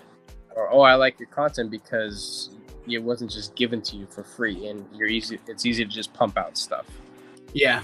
You know, if it's on my channel, I enjoyed it enough, I liked it enough and had enough interest in it to purchase it, knowing that I would lose money on it if I didn't like it. And even if I did like it and I knew one day I may have to sell it, I will still then lose money on it because no one's gonna buy a knife for a retail price once it's used. Yeah. So all the stuff that's on my channel, at one point I liked it enough to get it on the channel. And the only people that have ever sent me anything for free is Ramet, and even then I've reached out to them a couple times now to see if they can send me a discount code to use on some of their premium stuff. Like, I'm not asking for anything for free, but I am asking for at least a content creators discount. Because they've done that before, and I know they do that. Yeah. They've just been ghosting me at this point. So I think they finally got a hold of all the big guys. It's not even that. Like they even when you got like the Peacock and everything, they sent stuff to everybody. They're like, hey, do this. I think they've just upped their game enough that like some of the newer Remets are really nice and they're really well. Like the Swordfish, their new gravity knife is awesome. It's really cool, and I think they've probably hit a point where they're well enough known that they don't need to hit every channel. So they're just like picking and choosing. Oh yeah, like I said, where I see it is they finally left the realm of guys that are easier to contact. Like even for a company, let's say I'm like a knife company. I make a cool knife. I think it's awesome. It's a premium knife that I think Metal Complex would like. It would probably take like a month for him to respond to me. If I was coming to him as like a premium knife company and be like, hey dude, I want my knife on your channel. So it's hard to get to them, but once they finally got a couple budget knives on his channel, they exploded because of his reach. Well, I've heard that he can be really not hard to get a hold of, but like once you send him something, because he gets so much stuff, it's going to be like a month and a half to 2 months before it gets posted anyways. Like if he gets it, he may look at it, review it, but it's going to be like 2 months before it gets posted because he has so much content and so much stuff that's getting sent to him anyways that it just like falls in line with everything else.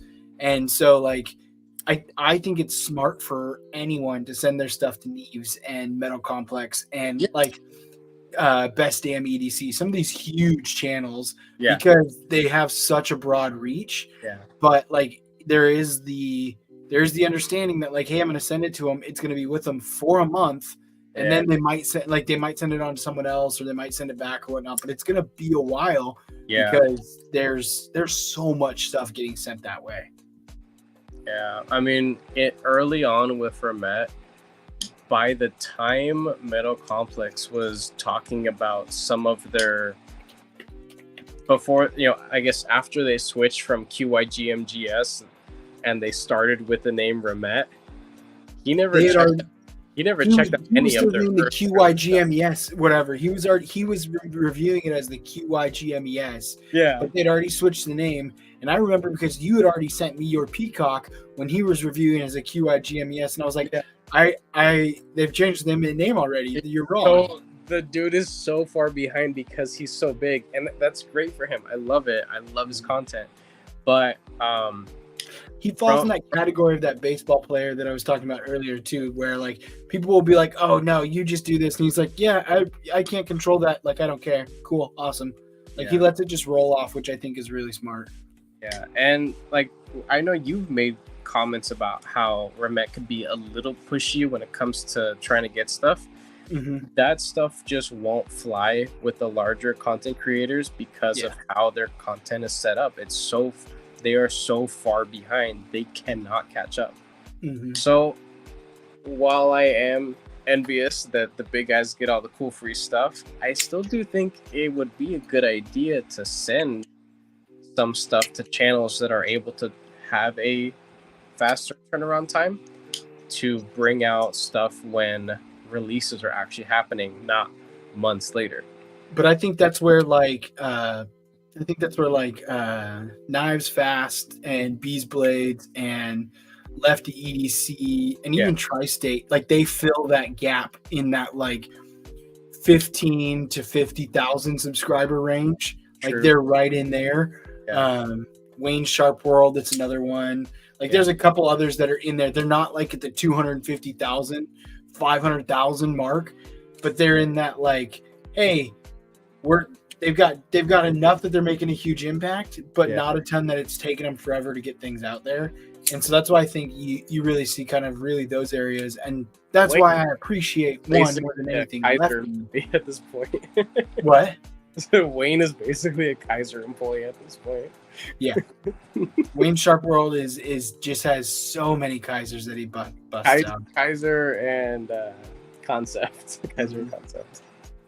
So, But I'm okay with that because, like, I feel like if you get one or two really great influencers, like YouTube channels that really support like those companies, then you're gonna get to see a good variance around everyone. Like, I think Lefty does it good because he works with so many different companies with Yeah. Devo. Yeah. He works with so many different companies for Devo because they've had so many different companies OEM all their knives.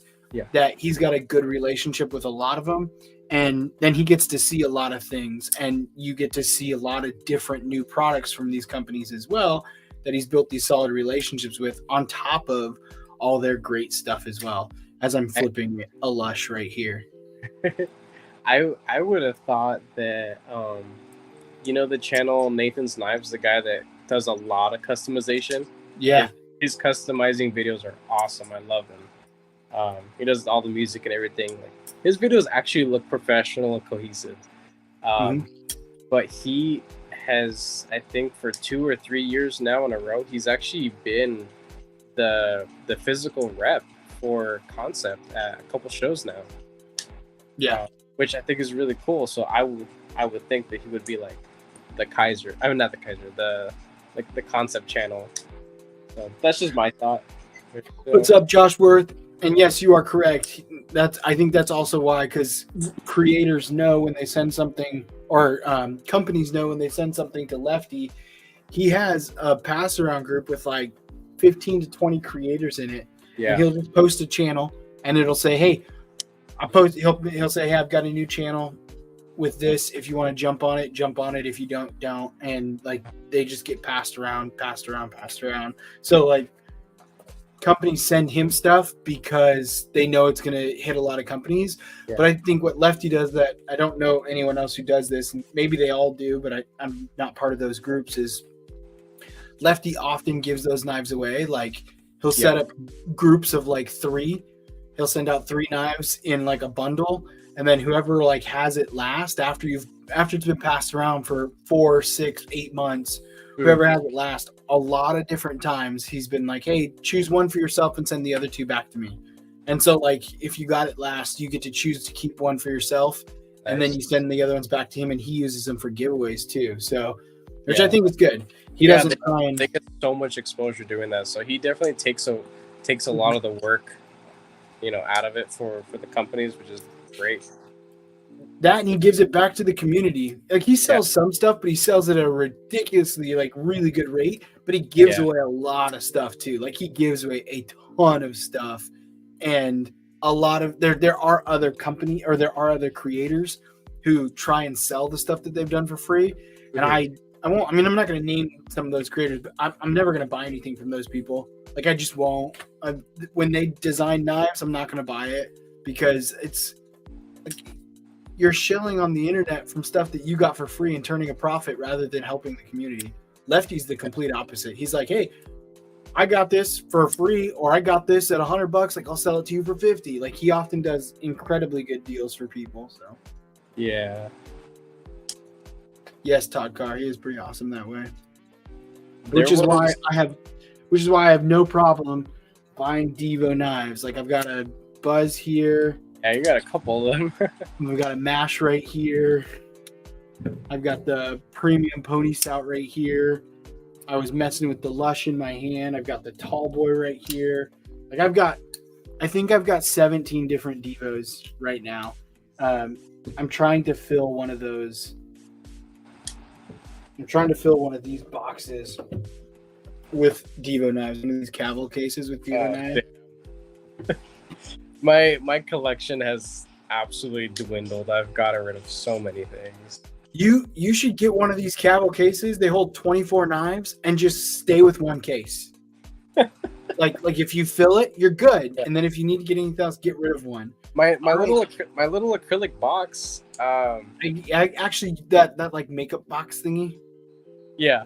that thing's actually pretty cool. I actually looked at getting some of those for like my desk. Dude, they're super cheap. And Yeah. you can probably find them cheaper than what I got it from. I forgot where I got it from. But I think like $25 or $30 or something like that.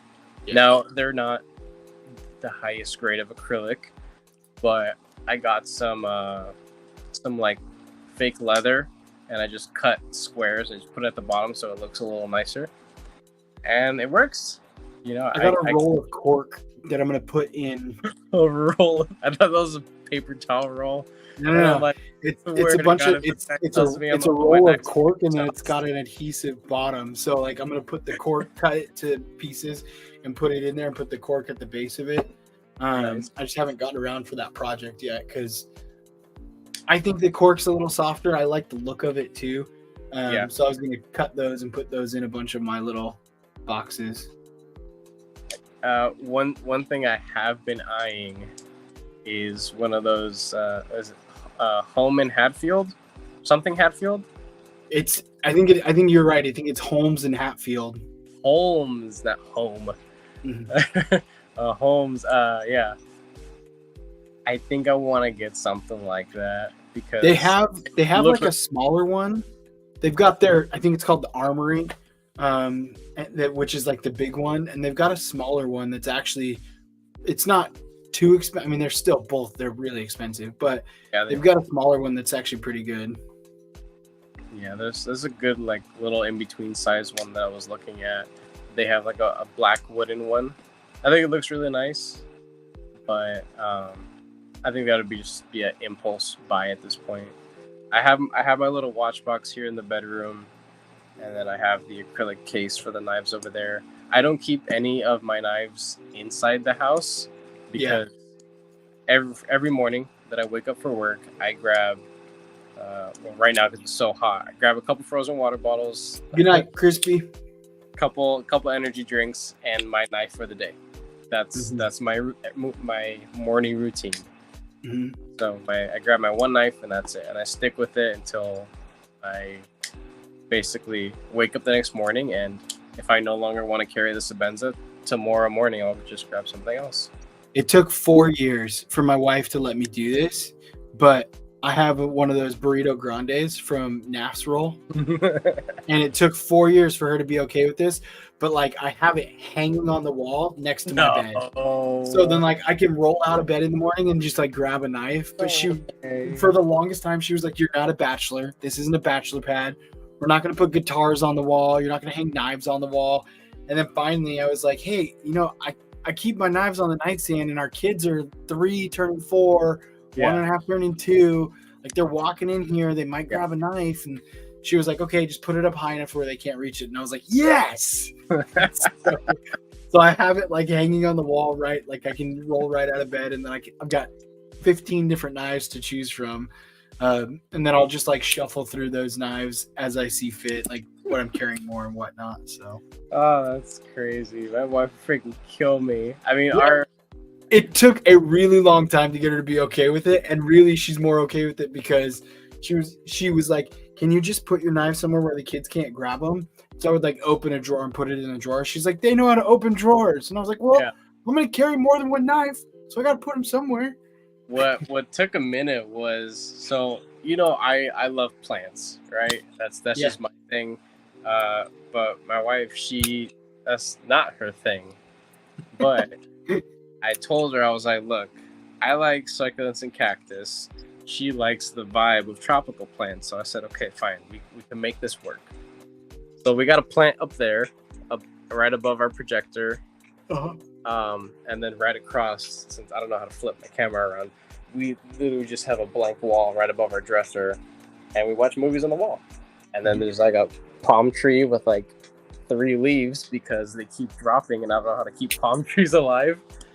But it's in a little white vase with white rocks. It's like it's that that aesthetic that she wants. So this is me being able to that's as far as I've been able to get with her, to let me bring some of my flair into the bedroom. But yeah, knives on the wall is never gonna happen. You are a very lucky man for that. I'm gonna end up pulling that. Is it a Majesty palm or a date palm? I don't know. It's some sort of palm that I got for cheap I think at Lowe's. But I'm gonna rip that out and just put something else there because it's not doing well at all. Yeah, it used to actually fill up that entire corner with leaves or fronds or whatever. Like they would almost hang over and like touch me at night while I'm sleeping. It's a terrifying sight when you wake up in the middle of the night and there's all these little like leafy things right in front of your face. But it was big when we got it, but it just hadn't been doing well on that pot. So I'm gonna rip it out and something a little bit more manageable in there. Yeah, we tried plants for a little bit, but I killed literally everything. Like I'm not good at all with plants by any means, and I never have been, and I probably never will be. Like everyone I talk to that's good at plants, like I'm a textbook overwaterer. I was like, I watered it like every day. They're like, yeah, don't do that. And so then I went to like watering plants like twice a week, and they were like, yeah, don't do that with that plant. I'm like, why does every plant have to be different? Why can't they all just like the same thing and be on the same routine as me? Like it's and this dude that's up there, it dries out really easily because it is so high up and it gets hot in the house. Mm-hmm. So while I have a sibling of that somewhere else in the house that's lower to ground level, mm-hmm. I have to water this one almost 3 times as much. Yeah, but it's only a couple feet above the ground. That's just something you got to think about when it comes to the plants requirements. It's a pain. Yeah, they're kind of like pets in a way, but non-plant people have a hard time of looking at them as pets because they're not living things in a way. Kind of like they're living things, but they're not living things. Yeah, they're not like a cat or a dog that'll actually tell you what they want. Exactly. Before they die. A plant will tell you what it wants when it's already on its way out. As it's dying. Dying. Like see how I've got these holes in my leaves? See how my green has turned to like a crispy brown? That's bad. You need to fix this like 2 weeks ago. It's like, this is irreversible. You're just gonna have to chop off the whole leaf. Yep. And I have this big gaping hole where that leaf used to be. Now it just looks ugly. And I've watched like the videos of like plant people and how they do some of that stuff, and they'll be like, hey, like when your plant looks like this is what you have to do. And they do that. Like you cut this part of the leaf out. And I'm like, oh, so you just do an amputation. Like if I went to the doctor and I was like, hey, I've got a hole in my hand. They're like, cool, we're just going to cut it off. Like, why? It's like, why are you fixing that? That's essentially what you're doing. Like your plant's coming to you as the doctor. You're like, yeah, sorry, I should have caught that before it got too bad. We're just going to have to cut this out of you right now because we can't fix it any other way. And dude, like you would think there are those plant people that'll say, oh yeah, if you kill plants easily, just get a cactus. They're impossible to kill. No, they're super easy to kill. Big freaking lie. They're probably easier to kill. Yeah. I have some big Peruvian apple cactus in the front yard. I grew them from like little cuttings. They were like a foot tall. Now they're like 6.5, almost 7 feet tall. But when we moved out to Lancaster, the amount of sun, I guess the intensity of sun here, because we're in higher elevation than where I lived previously in the valley. Dude, these cactus, they look like bacon. They are scorched. They are absolutely like their skin is no longer green. It's like a crispy white. A couple things I learned with cacti when we were down in Arizona too was like you'll see that there's certain, like as you'll go through and you'll see like a field of them. Yeah. Some of them look great, and some of them have like these massive holes on them, or some of them have like what looks like woodpeckers drilled them out or whatnot, or some of them arms that are like upside down and super skinny. Someone told me a lot of those are typically not from summers, but winters, because they can withstand the summer heat, or at least they're supposed to. They're typically able to withstand the summer heat and everything.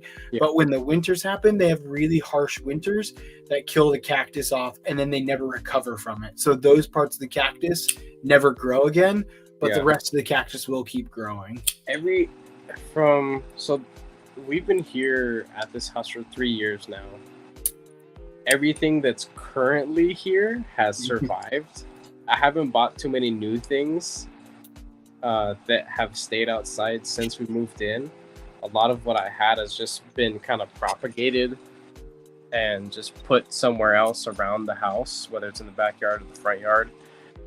And I noticed that a lot of the stuff that I have actually handles the cold up here pretty well, but it's as if almost the sun here is just too intense for them to handle.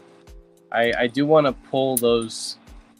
I mean, I wouldn't be pulling it out of the ground because the cactus are actually in pots, but yeah, they weigh like 250 pounds. I'm not gonna straight up just grab one of them and throw it over my shoulder covered in spikes.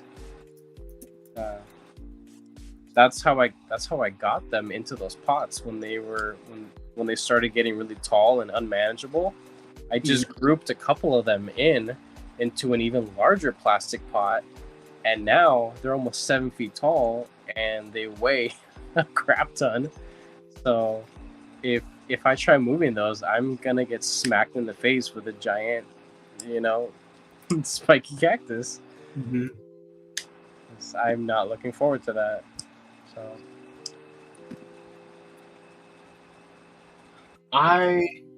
Windsor Designs? Yeah, it's so Winchester was talking to Palmer, and this is the chest that he was talking about right here. $85, 8-drawer wood tool chest. Different color, maybe. Well, I think you can stain it since it's wood, but I'm pretty sure this is the tool chest that Javon has, and he has like on the desk behind him for his lives typically. Mm-hmm. I like it because you can fully lock it up. Like you can lock that and you can get these closed, so your drawers aren't just constantly opening for you. So you can actually get it locked in there and everything. But it looks like a pretty solid one. I haven't seen one in person, but they look pretty awesome. I mean, that doesn't sound too bad at all. No, $85. There's the other thing to look at is there's over 2,000 reviews and it's got a 4.5 stars. So clearly people enjoy it, and it's good for what a lot of people use them for, whatever that may be. Yeah. I don't like that it didn't, at least where I was looking, it didn't give any dimensions, so I don't know how big it can be. But like $85 is not bad at all. Yeah. Versus the Holman Hatfield ones that are like 300 something tall. Yeah. I mean, they look cool, and I'm sure you could take real great photos with like really nice knives set up in them. Yeah. But I don't care for that. The little pedestals that they have that you could like set up with your watches. There's pictures of some of them on Amazon. Some of the different ones, like Palmer's talking about, like it is a copy of a machinist's chest, which is fine. It looks really good, great quality for what it is too. The machinist chest on Amazon is $150 and looks almost exactly the same. But you can also get there's also like a $300 version from Garrett and Wade, which is ridiculous. So it is just kind of like a machinist chest. But, yeah. No, it's pretty sweet. I like it. That was a good call out, Winnie.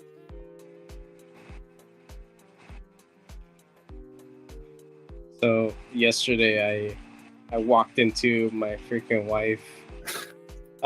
She was using one of the kitchen knives to trim this little plastic piece of the portable AC unit that we got for the living room. Dude, this lady has 4 knives, 4 good knives that I've given her Mm-hmm. with the best edges that I could possibly put on. She goes for the kitchen knife. Like, come on. Why do you? We were in the kitchen the other day, and my wife turned to me and she was like, "Hey, do you have a knife?" Because she wanted to cut something, and I did not have a knife in my pocket at the time, but there was a knife on the table in front of me, so I was like, "Yes, of course I do." And I could see it like in her eye. She was almost like, I don't know if she did it on purpose, but I felt like she did it on purpose. She was like challenging me because she was like getting her knife out of her little. She's got one of those little like fanny pack pin things that she wears like crossbody. She was like getting her little Elementum out, and she's got a button lock Elementum like this, and she was like, "Hey, do you have a knife real quick?" And I was like, Lost hers. I was like, "Yes, I have a knife. It's right here in front of me. Okay, like it may not be in my pocket, but I have a knife. So don't even try and get me on this." She'll ask me that when I'm walking around in boxers without a shirt or nothing, and I'm like, "Yeah, I just have a knife just tucked into my sock." Yeah. It's like, I don't know. You want to check? You can come over here. You can come over here and see. Is that a Sebenza 31 larger? Are you just happy to see me? Yeah, exactly. You're like, no, it's the small. And then I get in trouble because she found that I bought a small Sebenza for $500. I'm gonna have a hard time actually talking about what I value in this particular knife because the content that I made in the past about the 2 small Sebenzas that I had, I kind of just came to the same conclusion that I just didn't feel like the money was really there. Yeah. But I do think that I have a little bit of that caveman brain where I think bigger knife equals, more value, more money. Because I'm actually really happy with my purchase. I don't feel bad about it. But when I had my smaller ones, I was like, damn, this kind of stings a little bit. Like I know it's a good knife. I know it's a really well-made knife, but it's just really small. And there's no medium size. There's no medium size. That's the one thing with the Sebenza. Like I feel like the perfect Sebenza for me. Like I like the large that I have. I agree with you. I think Ethan from Ethan Ruins EDC has one of the smalls, and it's actually really nice. I like his a lot. He's done some builds for it, so he's got like Ultim clips for it and stuff. It looks nice. His looks really nice. But the perfect size for me would be like a medium Sebenza. A little bit smaller than the big, a little bit larger than the small. Yeah. That would be the perfect size, but they're never going to make it. No. And if they do, to be able to get a hold of one of them will take forever. You got to know somebody that works at the factory to get a hold of one of those. I mean, they're barely able to keep stuff like this on the shelf now. Barely. I think this exact one is actually still available on DOT. Yeah. What's up, Brent? How you doing?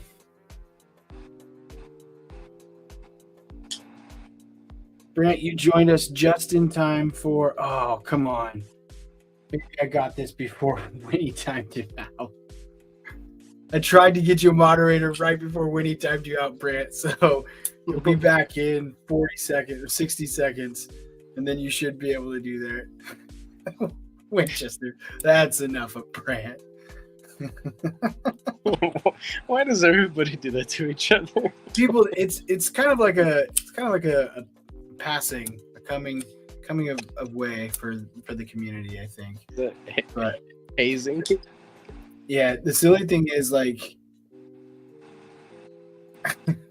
it will it doesn't show me when they get timed out on StreamYard. It only shows it on YouTube. So I don't know unless I'm looking over here at the screen, at the YouTube screen when it happens.